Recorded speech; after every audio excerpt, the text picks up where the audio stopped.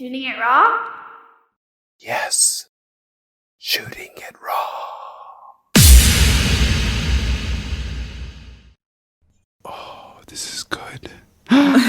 Savannah, what have you done? This is amazing. Okay.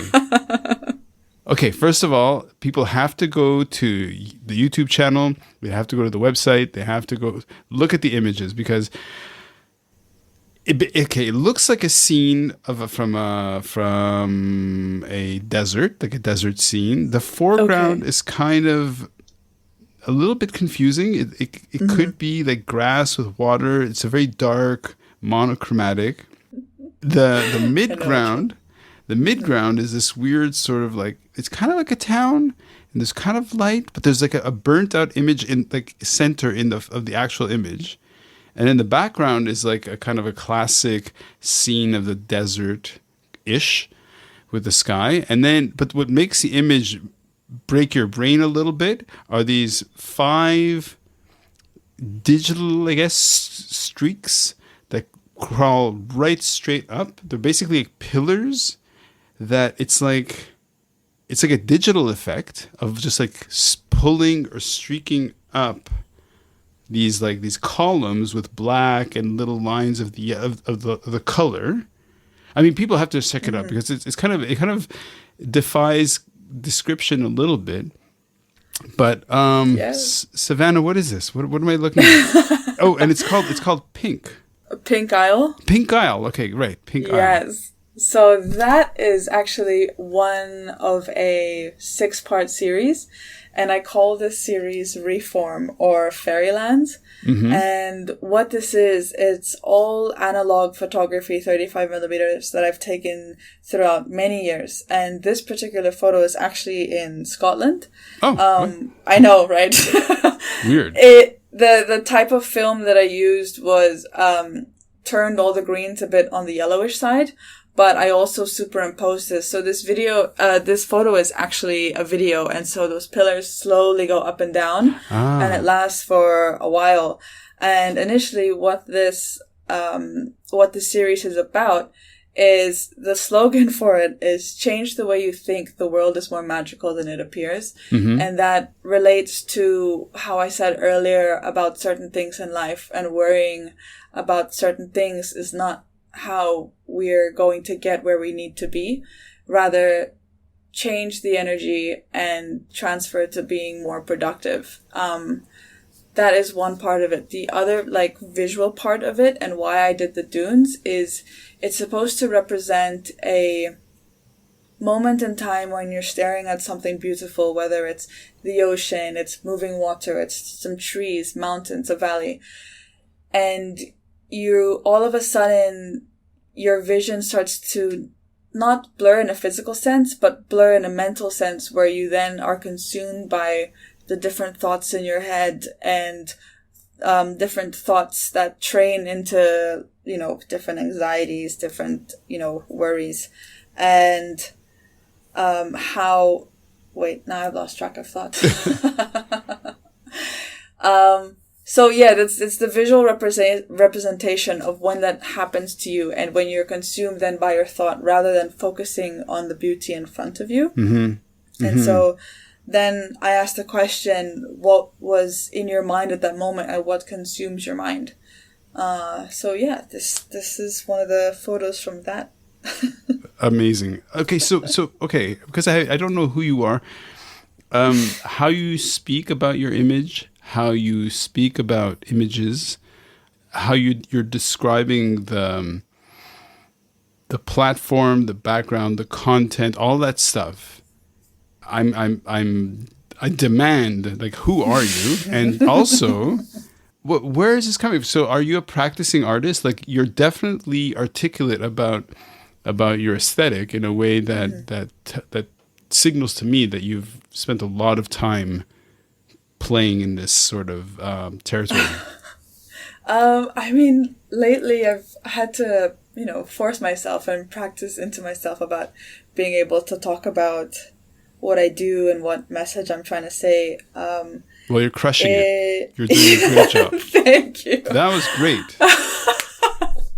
It's just something that if I really want to, be able to just produce things and create things, and I think in order to do that, I have to be able to convey what I'm trying to say, and that has come with great difficulty because this did not take this was not me in high school. In high school, I was this very conscious, insecure, dyslexic kid. Well, wait a second. High school was a while ago.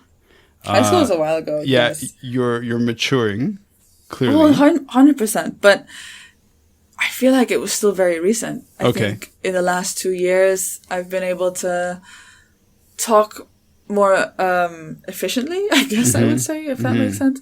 But I think it took a while to get here. Right.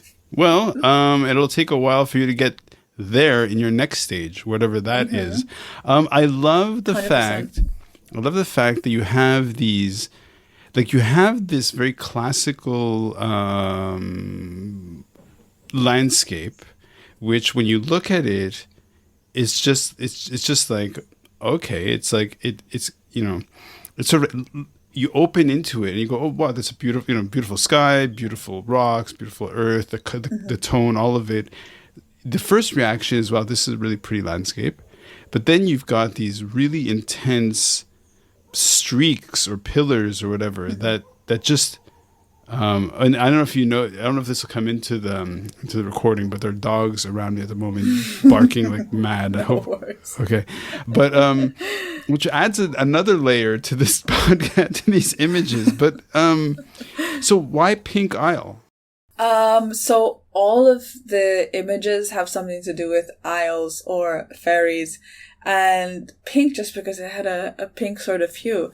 There was no initial super thought process with names because naming things is just something I'm not great at. If I could name all my pieces Untitled 1, 2, 3, I would do that. But that's already unoriginal. So I still, it was just visually, it was pink, but Isle is a common ground that I chose with most of them, just because it felt very magical and mystical. I like Scottish fairies and things like that. So you're also, in terms of who you are, in terms of where you're coming from, you've got that Scottish connection. So that it makes sense that's kind of things you'd reach into. Now you've studied art. You've Yes, I did my IB in art, and I went to college at SCAD, actually, Savannah Wait College. a second. But Wait a second. I was there. That was a dirty trick. Wait. But I was only there for a year in Hong Kong. And then I needed to go back home. Have I taken you by surprise? I thought this was actually, no, I didn't even mention this before. That's awesome. Yes. Okay. So dear listener, just follow us on this little path for a second. We're speaking to Savannah Russell. Russell, arguably, many Indians have the family name of Russell. Really? The name is, yeah. Like, no, there's Russell Peters. Oh, sorry. Anyways, so Savannah Russell studied at SCAD, which is Savannah College of Art and Design. That's right. But in Hong Kong. Yes. But that's great. So what did you study at SCAD? I went in for graphic design, not knowing anything about it. Nice. And partly photography, but like I said, I was only there for a year, so I did the design foundations, but that year alone, the art education I got from there was great. But I went back home and I finished my studies in the Philippines, and I moved to film. Oh wow. Digital filmmaking at one of the colleges there. But again, like after I graduated there, I didn't even go to the ceremony. As soon as I finished my last class, I think I was there for a week and I left for Hong Kong. So when you say home, Manila or outside yes, of Manila? I say home is Manila just because my mom, my dad, and my grandma are there. So that's home. But Hong Kong is also my home. So when I'm back in the Philippines, I also say, "Oh, I'm going home." Amazing. Here. So it's just one of those things, you know. Okay, so since we have within 2 or 3 sentences jumped between Hong Kong, Savannah, Manila, and back to Hong Kong, let's move on to the next photo, okay? Okay, perfect.